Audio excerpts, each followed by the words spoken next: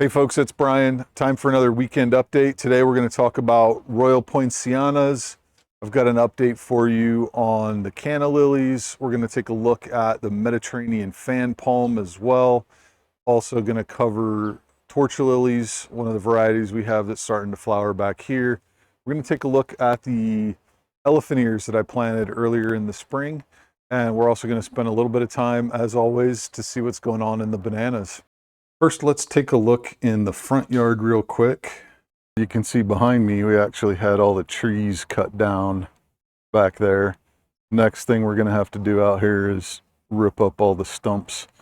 Fortunately, they're all rotten, or most of them are, so they'll be a little bit easier to take out than they would have otherwise been. So making progress here. We left the hydrangea.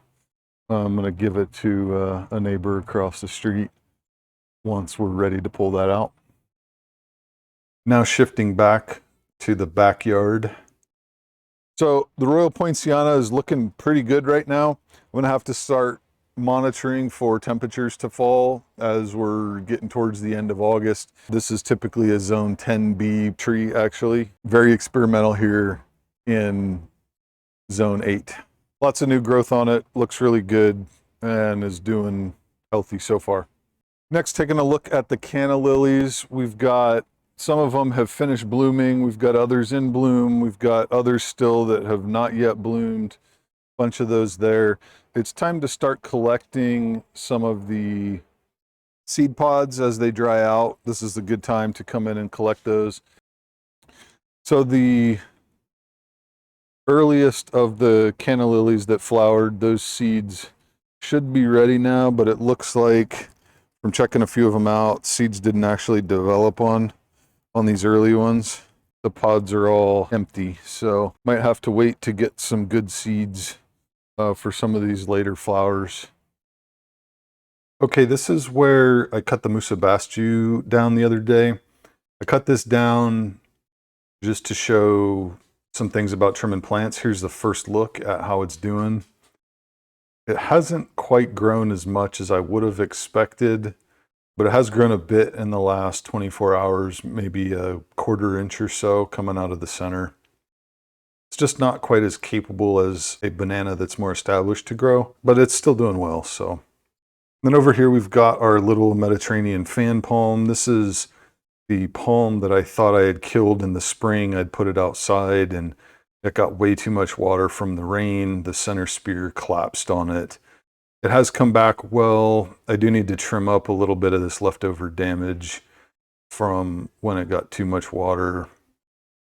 It's got 2 new trunks coming out, so we will have at least 3 trunks as this continues to grow.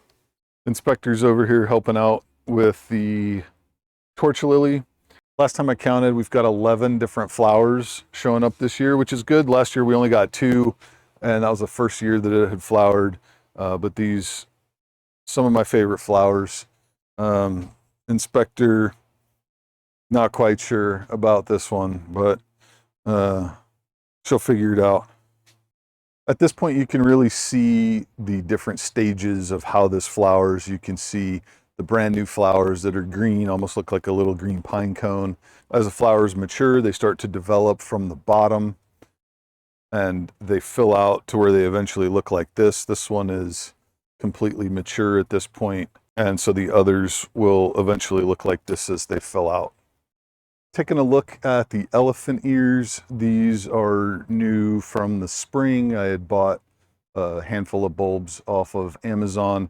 They're doing really well at this point. You can see this leaf is about 2 feet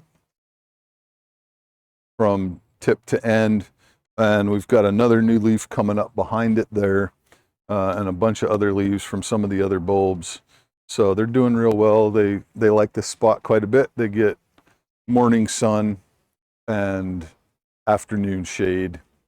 You can see in the back there, that's the angel wing begonia that I threw out here just for fun. It's doing really well. It'll be interesting to see how long that can survive, because I'm going to leave it out here and we'll see at what temperature it starts to struggle here. In the Musa Basjoos, all of the flower pods are doing well. This is the one that I cut over on the side, cut the pod off and cooked it. We've got the fourth one to come out here. It's started to fold over now and has shed some of the pod's original petals. And it's got a few hands of bananas that are exposed. This one I'm going to cut off the pod just like I did the second pod, although I'm going to cut it off sooner.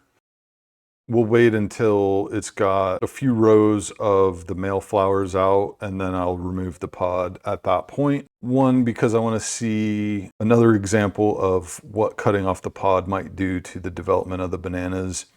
And two, I don't really like all the hornets that are around here, so those things stay just in the bananas, and I'll have less of those than what are here currently.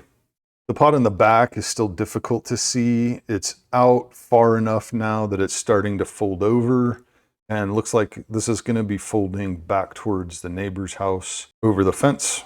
And then over on the side here, we've got pods 1 and 3. Those are doing well. Pod 1 here is just about out of flowers. It looks like the tip of the pod is pretty small at this point. Not much left in it. And then pod 3 was the biggest pod up in the back. Still got lots of bald-faced hornets around here. They're still dominating the banana flowers. And that's it for this week. Thanks for tuning in. If you have any questions about anything that you saw, feel free to drop them down below.